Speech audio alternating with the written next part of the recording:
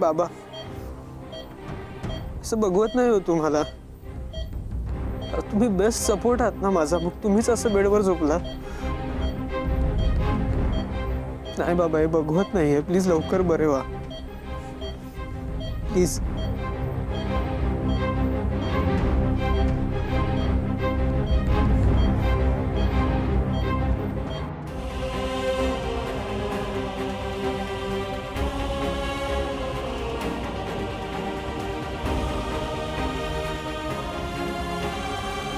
काय किरकिर आहे यांची.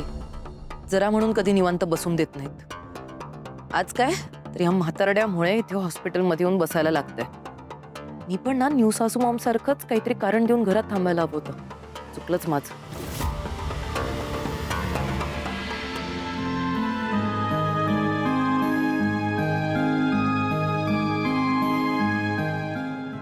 डॉक्टर कसं आहे श्रीकांत? काय झालं? रिपोर्ट आले का? काय आहे रिपोर्ट्स मध्ये? हो, सरांचे रिपोर्ट आले आहेत. सरांना 3रा हार्ट अटॅक येऊन गेलाय.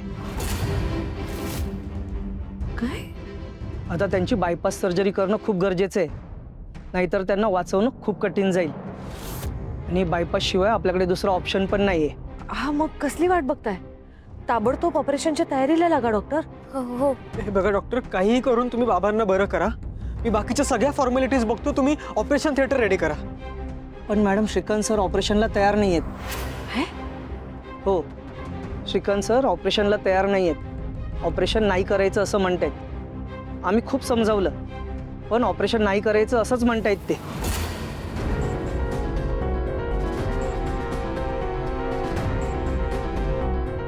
डॉक्टर, तुम्ही काळजी नका करू. तुम्ही ऑपरेशनच्या तयारीला लागा. मी बोलते श्रीकांतशी. तो होईल तयार ऑपरेशनसाठी. आम्ही त्याला एकदा भेटू शकतो का प्लीज? हो हो, जरूर भेटून घ्या, पण काळजी घ्या.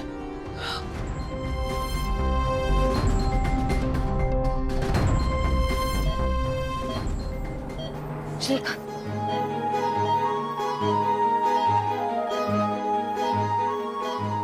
श्रीकांत,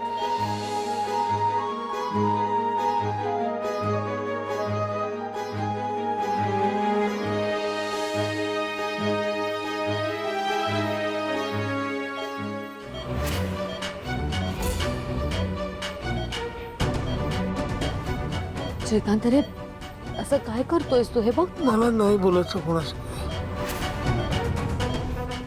मला समजवायला आलं असेल तर जायचं. हे काय हट्ट करू नकोस. ऑपरेशन करणं गरजेचं आहे. तुला बरं व्हायचं असेल तर ऑपरेशन करावं लागेल ना. मला नाही बरं व्हायचं. राहू दे मला असं. काय बोलतोयस तू हे? बरोबर बोलतोय मी. जगून तरी काय करू ना मी. जर का माझा मुलगा आणि माझी सून माझ्यासोबत नसतील तर त्या जगण्यात काय अर्थ आहे? बाबा बाबा, तुम्ही प्लीज असं काहीतरी बोलू नका ना. तुम्ही हवे आहात आम्हाला. बाबा तुम्ही प्लीज ऑपरेशन करून घ्या ना. मी नाही करू देणार ऑपरेशन.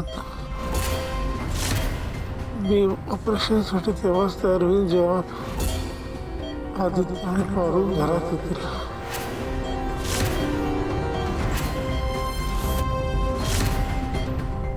नाहीतर मी नाही करून घेणार ऑपरेशन.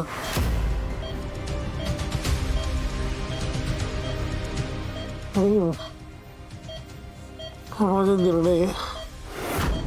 याच्यात काही बदल नाही होणार. मला समजावायचा प्रयत्न नको करू. हा माझा अंतिम निर्णय आहे.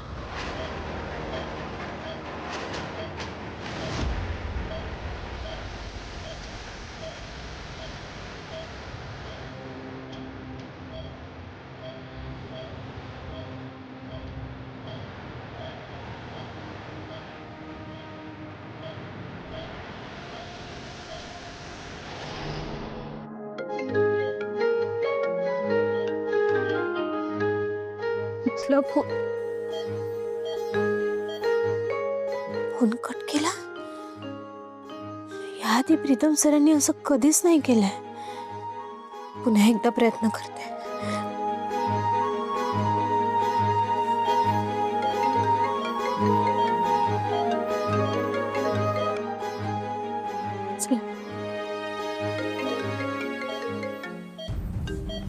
सर फोन सायलेंट ठेवा. तुम्ही इथे बोलू शकत नाहीत. पेशंटला त्रास होईल. सॉरी. No problem. मी बाहेर जाऊन बघते काही इम्पॉर्टंट आहे. एक मिनिट, काही गरज. पुन्हा एकदा कट केला. प्रीतम सर कुठल्या अडचणीत असतील का?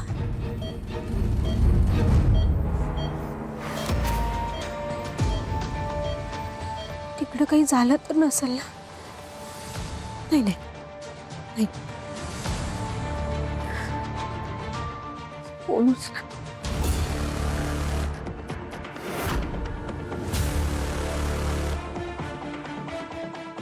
हॅलो, बोला. दिशा मॅडम, प्रीतम सर कुठं आहेत? मी मगापासून त्यांना फोन लावण्याचा प्रयत्न करते, ते फोन कट करतात. मला बोलायचं आहे त्यांच्याशी. तुम्ही त्यांना फोन देता का? आणि प्रीतम सरांचा फोन तुमच्याकडे कसं काय? ए, बाकी चौकशा सोड. का फोन केलास ते सांग पटकन. घरी समजे ठीक आहेत ना? श्रीकांत सर, देवी आई ते बरे आहेत ना? तब्येत ठीक आहे ना त्यांची? आता तू काळजी करणार का सगळ्यांची? अगं तूच तर कारणीभूत आहे सगळ्याला. एक मिनिट. मी काय केलंय? मला स्पष्टपणे सांगा, तिथं काय झालंय? ए पारू, श्रीकांतची आत्ताची अवस्था आहे ना, त्याला कारणीभूत तूच आहेस. तुझ्यामुळे झाली आज अशी अवस्था त्याची. तू त्यांच्या मुलाला त्या घरातून बाहेर घेऊन गेलीस, त्याची भिकाऱ्यासारखी अवस्था करून टाकलीस. त्याची तीच अवस्था बघून आज श्रीकांतला हार्ट अटॅक आलाय. Heart attack. आणि तुला माहितीये डॉक्टर काय म्हणाले? त्यांनी सांगितलंय की श्रीकांतची अवस्था आता इतकी नाजूक आहे की तो कोणत्याही क्षणी मरू शकतो. दिशा मॅडम, तोंड सांभाळून बोला हा. मला सांगा श्रीकांत सर कोणत्या हॉस्पिटलात आहेत? मी पटदेशी येते तिकडं. ए, अजिबात येऊ नकोस हं इथे. आम्हाला तुम्हा नवरा बायकोची सावली सुद्धा नको इकडे. तू विसरतेस का सारखी? एक सासू मॉमने कितीदा सांगितलंय तुला, तुमचा आणि आमचा काहीच संबंध नाहीये. उगाच तुझं थोबाड इकडे बघून उलट आणखी त्रास होईल त्यांना. आता ना परत फोन सुद्धा करायचा नाही हा तू. हे फोन. दिशा मॅडम, हे बघ.